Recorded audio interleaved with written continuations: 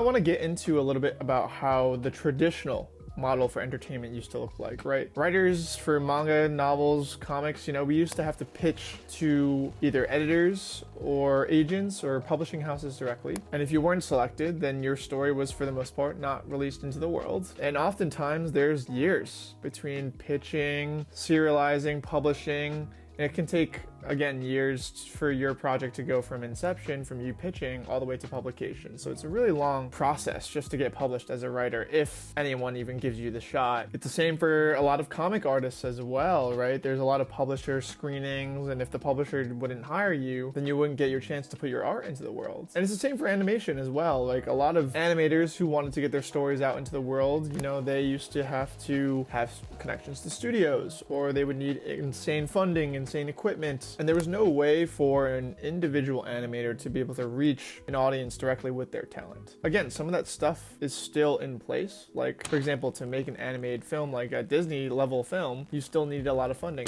For an individual animator who is talented and wants to do an indie animation, they could release it, put it directly to YouTube, and reach an audience directly, right? And so in the traditional system, everyone was so reliant on the gatekeepers to approve your story, to approve your project. And as a result, that can also lead to a lot of different creative constrictions in terms of what kind of stories we're being told.